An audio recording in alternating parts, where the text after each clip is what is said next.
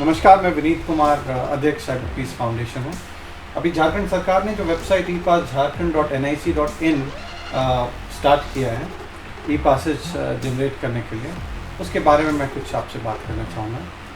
और मेरा इनफैक्ट ये मानना है, कुछ लोगों ने मुझे इसके बारे में कुछ कमियां भी बताई हैं, क्योंकि हम साइबर सुरक्षा के क्षेत्र में काम करते हैं। तो साइट में एक्चुअली कुछ कमी पाई गई है, जो रूटीन ब्राउजिंग में कुछ एक्सपर्ट्स ने ये बताया है, जैसे कि one time password, OTP enabled in fact verification नहीं है लोगों का। कोई भी रैंडम इनफैक्ट नंबर्स डाल करके आप आइडेंटिटी कार्ड में आप पासेज जनरेट कर सकते हैं, रैंडम नेम डाल कर पासेज जनरेट कर सकते हैं। वो इनफैक्ट एक मेरे हिसाब से एक सिक्योरिटी फ्लॉ है, और इसे इमीडिएटली झारखंड गवर्नमेंट को एड्रेस करना चाहिए, ताकि कोई भी इस पोर्टल का मिसयूज़ ना कर सके। साथ ही साथ मेरा एक सजेशन होगा कि जैसे वैलिडेशंस नहीं लगे हुए हैं, कुछ वैलिडेशंस हो, कुछ ऑथेंटिकेशन अगर किया जा सके, ताकि लोगों का जो भी इंफॉर्मेशन डालते हैं उसको वेरीफाई कि वो करेक्ट इन्फॉर्मेशन है, और इनकरेक्ट इन्फॉर्मेशन को वेरीफाई ना करें, और इनकरेक्ट इन्फॉर्मेशन डालने वाले को पासेज जनरेट ना हो। तो कुछ इस तरह के वैलिडेशंस होने बहुत ज़रूरी है। वन टाइम पासवर्ड वेरिफिकेशन होना ज़रूरी है, क्योंकि हमने कुछ ऐसे इनडेप्थ ऑडिट नहीं किया है। तो सिक्योरिटी एडवाइजरीज ये भी हैं कि साइट का प्रॉपर्ली ऑडिट होना चाहिए, सिक्योरिटी असेसमेंट होना चाहिए, ताकि हम बहुत सारे लोगों का डेटा इस साइट पर आ रहा है, बहुत सारा पर्सनली आइडेंटिफाइबल इंफॉर्मेशन जा रहा है। कायदे से तो इनफैक्ट इस तरह की इंफॉर्मेशन सरकार को कलेक्ट नहीं करने चाहिए।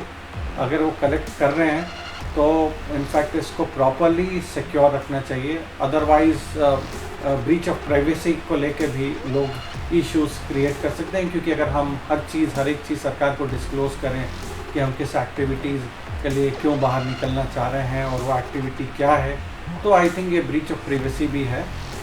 लेकिन क्योंकि अभी लॉकडाउन का सख्ती से पालन भी होना चाहिए, तो वहाँ पे ये इस पोर्टल के माध्यम से हमें कुछ ऐसा करना चाहिए ताकि लिमिटेड इन्फॉर्मेशन गैदर करें, और अर्जेंसी ऑफ द इन्फॉर्मेशन, अगर अर्जेंसी है, किसी को जाने की ज़रूरत है, तो उसको एसेस करके इमीडिएटली पास दिया जाए। और कोई अगर किसी इस तरह के बोगस एंट्रीज कर रहे हैं या बिना मतलब के निकल रहे हैं, तो उसको रोका जा सके। एक मेजर चैलेंज जो मैं झारखंड में, क्योंकि मैं झारखंड में बहुत, हमारी अभी भी NGO बहुत काम करती है झारखंड में, और हमने ये देखा है कि ऑन द ग्राउंड लोग डिजिटली लिटरेट नहीं हैं। इस पोर्टल को यूज़ करने के लिए किस तरह से यूज़ करना है, पोर्टल को कैसे जाना है, पोर्टल पे पहले अगर आम दिनों में अगर कुछ इस तरह का पासेज जनरेट करने का होता तो साइबर कैफ़े में लोग जाते हैं, वहाँ पे एक्सपर्ट रहते हैं और वो हेल्प करते हैं। बट क्योंकि ये संपूर्ण लॉकडाउन है, यहाँ पे तो कैफ़े अनअवेलेबल है। अब जो भी लोग हैं वो घर बैठे, अगर उनके पास पहले तो डिजिटल डिवाइस का अगर एक्सेस है, तभी वो पास जनरेट कर सकते हैं।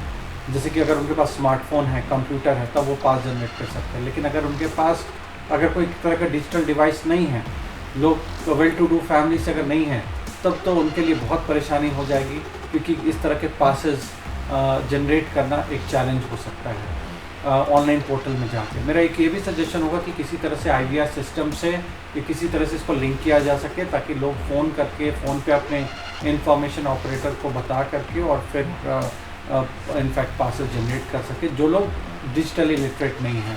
जो डिजिटली लिटरेट है उनके लिए तो बहुत आसान है। लेकिन अभी इनफैक्ट हमने ये भी देखा है, और कुछ वीडियोस में आप देख सकते हैं, मेरे पास हाई स्पीड इंटरनेट कनेक्शन है, 300 Mbps है, 100 Mbps है, तो उसका स्पीड टेस्ट में भी आपको दिख रहा होगा। उससे मैं साइट को एक्सेस करने की कोशिश कर रहा हूँ, और साइट में इनफैक्ट मैं जा रहा हूँ, साइट खुलने में टाइम लगा रहा है। ड्यूरिंग रजिस्ट्रेशन मैं जैसे जा रहा हूँ, रजिस्ट्रेशन करने के लिए नंबर जैसे डालता हूँ, नंबर डालने के बाद OTP जनरेट नहीं करता है वहाँ पे। तो ये एक इनफैक्ट मेजर इशू मुझे नज़र आ रहा है कि लोगों के लिए परेशानी बन सकती है। किसी को इमरजेंसी में निकलना होगा या किसी तरह का रिक्वायरमेंट है, अगर साइट नहीं खुलती है, पासेस नहीं जनरेट होता है, तो ये हमारे लिए परेशानी हो सकती है। तो मेरा सजेशन होगा गवर्नमेंट को कि इस सॉल्यूशन को और भी बेटर किया जा सकता है। वेबसाइट का जो इनफैक्ट UI है, यूज़र इंटरफेस को और सिंपल अच्छा बनाया सकता है। सिक्योरिटी वाइज से एनरिच करने की बहुत ज़रूरत है, क्योंकि ये एक तरह से अटैकर्स के लिए एक बना बनाया रिसोर्स सेंटर है। किसी के बारे में भी पूरा इन्फॉर्मेशन इस पोर्टल पे है, कोई इसको अटैक करके इंफॉर्मेशन स्टील भी कर सकता है।